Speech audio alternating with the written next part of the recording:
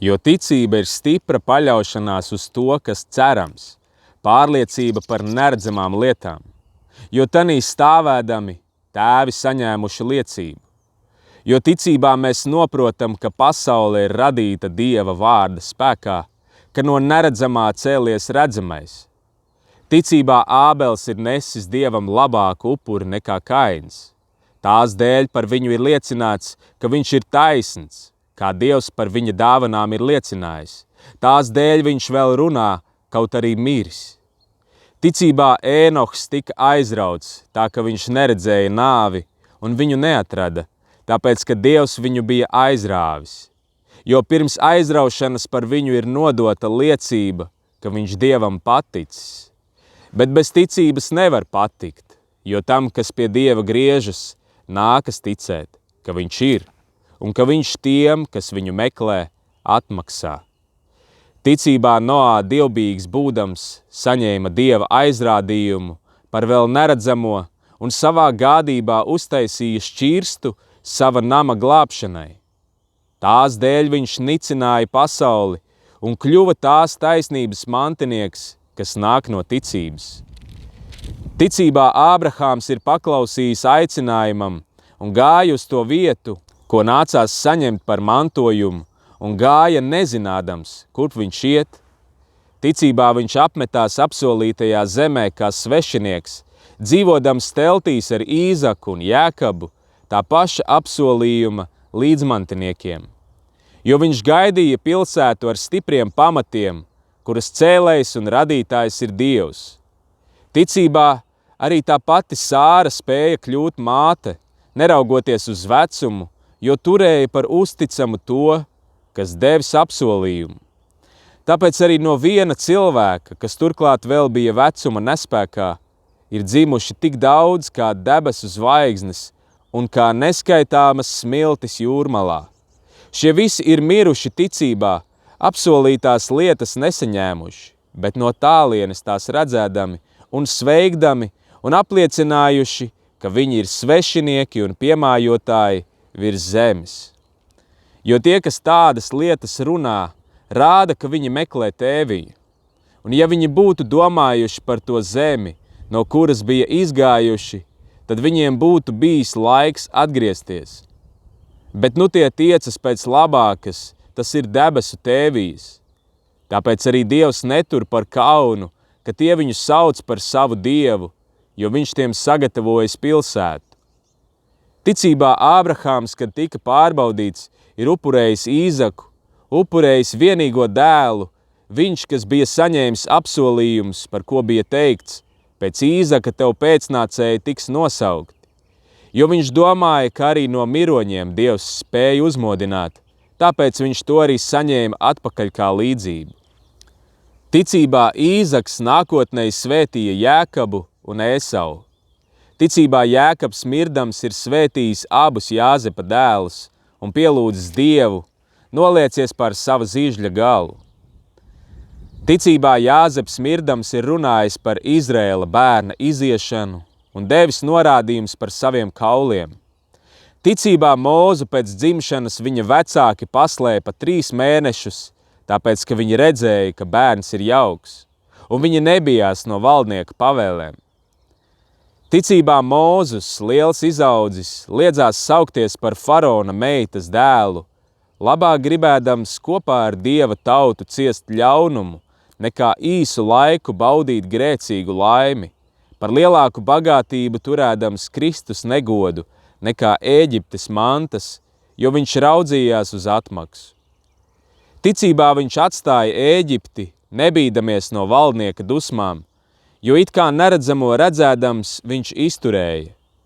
Ticībā viņš pildīja Paskā svētku ieražu un slacīšanu ar asinīm, lai pirmdzimušo maitātājs tos neaiztiktu.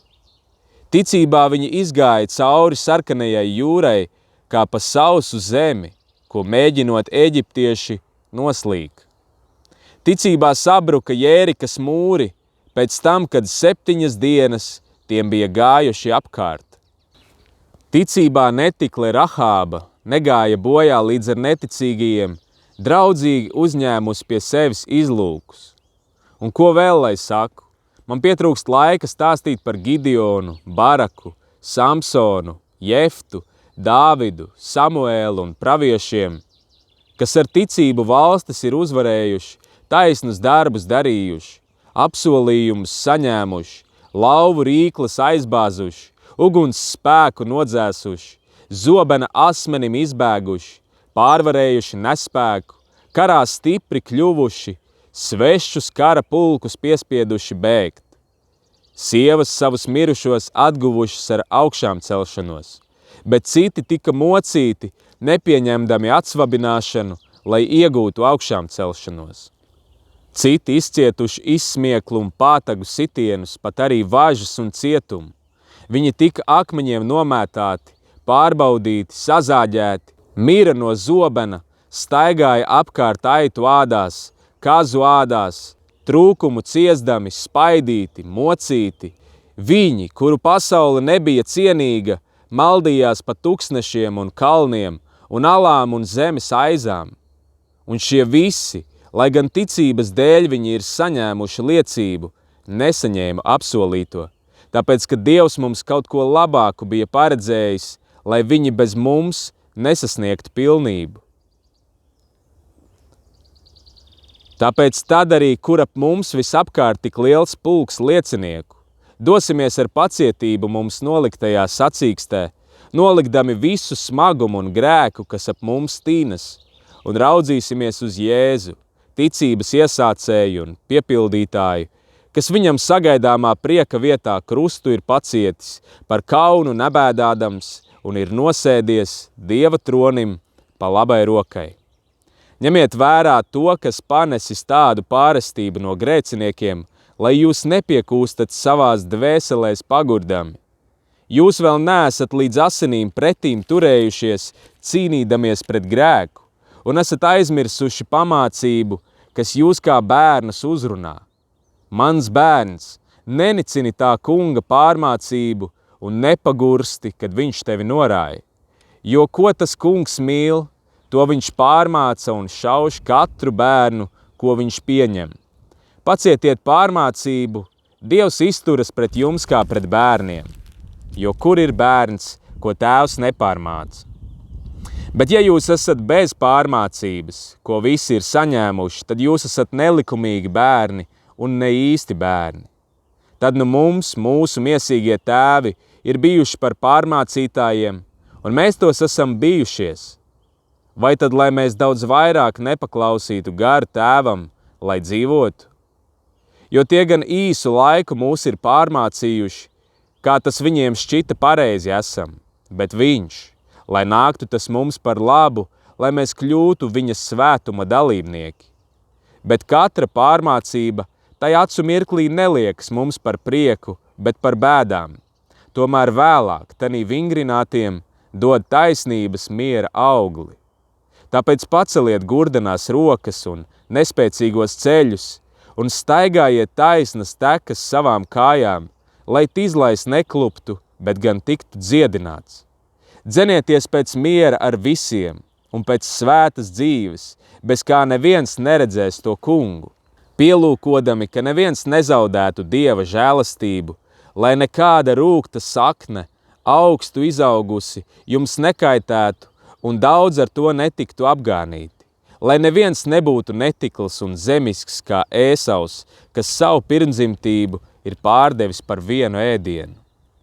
Jo jūs zināt, ka arī pēc tam, gribēdams iemantot apsolījumu, viņš tika atmests, jo netika dota iespēja atgriezties, lai gan ar asarām viņš to meklēja. Jo jūs neesat pienākuši pie kalna, kas rokām taustāms, pie degošas uguns un mākoņu tumsas un vētras, pie bazūnes skaņas un vārda balss, par ko tie, kas dzirdējuši ir lūguši, lai viņiem vairs nekas netiktu teikts, jo tie nevarēja panest to, kas bija pavēlēts. Ja arī kustonis pieskaras kalnam, tas akmeņiem jānomētā.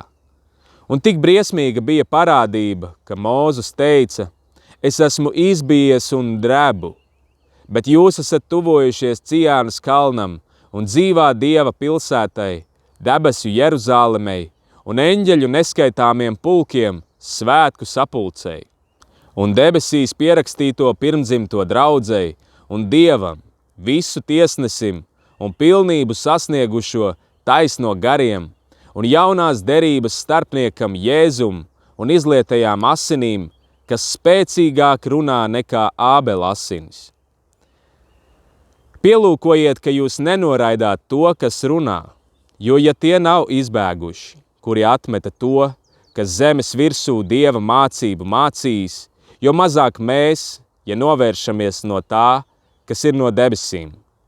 Viņa balss toreiz satricināja zemi, bet tagad viņš pasludinājis sacīdams: vēl vienreiz es kustināšu ne tikai zemi, bet arī debesis. Bet vārdi vēl vienreiz norāda uz satricināmā pārvēršanu, tāpēc, ka tas ir radīts, lai paliktu nesatricināmais. Tāpēc, saņemot nesatricināmu valstību, būsim pateicīgi. Tā mēs Dievam patīkami kalposim ar bijību un bailēm, jo arī mūsu Dievs ir uguns, kas iznīcina. Brāļu mīlestība, lai paliek. Neaizmirstiet viesmīlību, jo daži ar to pašiem nezinot, savos namos ir uzņēmuši eņģeļus. Atcerieties ieslodzītos, it kā arī jūs būtu tādi, tos, kas tiek mocīti, jo arī jūs paši esat miesā. Laulība, lai ir visiem godā, un laulības gulta neaptraipīta, jo netiklos un laulības pārkāpējus Dievs sodīs. Jūsu dzīvē, lai nav mantkārības, lai jums pietiek ar to, kas pie rokas, jo viņš pats ir sacījis: es tevi neatstāšu un tevi nepametīšu. Tā kā mēs droši varam sacīt: tas kungs ir mans palīgs, es nebīšos. Ko cilvēks man darīs? Pieminiet savus vadītājus, kas jums Dieva vārdu runājuši. Vērodami viņu dzīves galu, sekojiet viņu ticībai. Jēzus Kristus vakar un šodien, tas pats un mūžīgi. Neaizraujieties ar visādām svešām mācībām, jo ir labi, ka sirds tiek stiprināta žēlastībā, ne ar ēdieniem, no kā nekāda labuma nav ticis tiem, kas tā dzīvo. Mums ir altāris, no kā ēst nav brīvi tiem, kas kalpo teltī, jo kuru kustoņu asinis augstais priesteris par grēkiem ienes svētnīcā, to miesas tiek sadedzinātas ārpus nometnes. Tāpēc arī Jēzus, lai ar savām asinīm tautu darītu svētu, ir cietis ārpus vārtiem. Tāpēc iziesim pie viņa ārpus nometnes, viņa negodu nesdami. Jo mums šeit nav paliekamas pilsētas, bet mēs meklējam nākamo. Nesīsim tad caur viņu slavas upuri Dievam vienmēr. Tas ir lūpu augli, kas viņa vārdu slavē. Neaizmirstiet labu darīt un dāvanas dot, jo tādi upuri Dievam labi patīk. Paklausiet saviem vadītājiem un esiet padevīgi, jo viņi ir nomodā par jūsu dvēselēm, kā tādi, kam būs jādod atbildība. Lai tie to varētu darīt ar prieku un nevis nopūsdamies, jo tas jums nav derīgi. Lūdziet par mums Dievu, jo mēs apzināmies, ka mums, kas visās lietās gribam godīgi dzīvot, ir laba sirdsapziņa. Bet sevišķi lūdzu to darīt, lai es jums drīz tiktu atdots. Bet miera Dievs, kas no miroņiem paaugstinājis mūsu kungu Jēzu, lielo avju ganu, mūžīgās derības asiņu dēļ, tas, lai katrā labā darbā dara jūs spējīgus piepildīt viņa gribu, jūsos to padarot, kas viņam labi patīk caur Jēzu Kristu, viņam lai ir gods mūžu mūžos. Āmen. Bet es jūs, brāļi, lūdzu, panesiet šo pamācības vārdu, jo es esmu jums īsos vārdos rakstījis. Ziniet, ka mūsu brālis Timotejs ir atsvabināts. Ar viņu kopā, ja viņš drīz nāk, es jūs redzēšu. Sveiciniet visus savus vadītājus un visus svētos, jūs sveicina Itāļi. Žēlastība, lai ir ar jums visiem.